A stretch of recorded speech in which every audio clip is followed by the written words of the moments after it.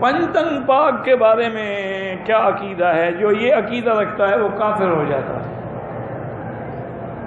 پنجتن پاک کا معنی یہ ہے کہ یہ پانچ جو ہیں نا یہ تو پاک ہیں، باقی سب ناپاک ہیں۔ یہ تم نے ان کی اندر کے بغض کو تو سمجھا نہیں۔ بسم اللہ الرحمن الرحیم۔ کل میں نے مولانا مکی حجازی کا ایک اور کلپ سنا ہے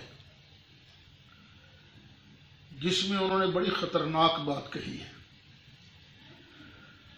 اور یہ کہہ دیا ہے کہ پنجتن پاک کہنا کفر ہے، کیونکہ اس کا مطلب ہے کہ یہی پانچ پاک ہیں، باقی پانچ نہیں۔ اس سے پہلے میں سمجھتا تھا کہ شاید مکی صاحب یہ کوئی عالم آدمی ہوں گے۔ یہ کلپ سن کر تو بڑا حیران ہوا کہ مکہ شریف میں رہ کر بھی ایسی بونگیاں مار رہے ہیں۔ یہ کہاں سے نکلا کہ جب یہ کہہ دیا جائے پانچ تن پاک تو یہ کلمہ حسر ہے، کوئی اور کوئی پاک نہیں؟ تو یہ کفر پتہ ہے جس کو آپ کفر کہہ رہے ہیں، ان کو پاک کہا کس نے ہے؟ وہ جو آیت تطہیر ہے کہ اللہ یہی چاہتا ہے اے میرے محبوب کی اہل بیت کہ تمہیں ہر پلیتی سے دور رکھے اور اس طرح پاک کر دے جس طرح پاک کرنے کا حق ہے۔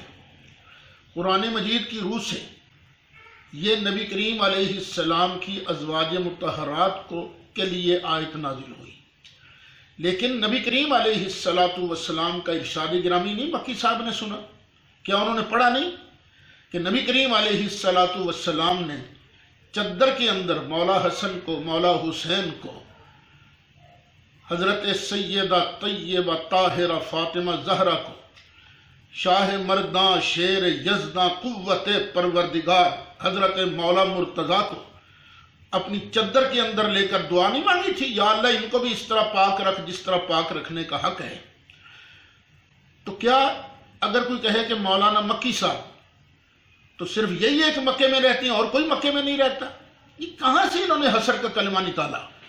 اصل میں جب کسی کو کسی کے ساتھ محبت ہوتی ہے تو اس کی ہر بات پیاری لگتی ہے، جب کسی کو کسی کے ساتھ نفرت ہوتی ہے تو اس کی ہر بات میں عیب نظر آتا ہے۔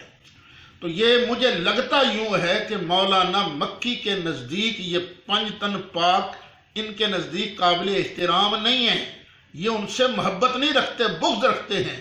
اللہ ہم سب کو صحابہ کرام کا بھی باادب بنائے اور اہل بیت اطہار جو کہ نبی کریم علیہ السلام کا خون ہے، یہ حضرت فاطمہ رسول اللہ کا خون ہے، مولا حسن نبی کریم علیہ السلام کا خون ہے، مولا حسین نبی کریم علیہ السلام کا خون ہے، ان پر بھی اپنی جانیں قربان کرنے کا جذبہ نصیب فرمائے۔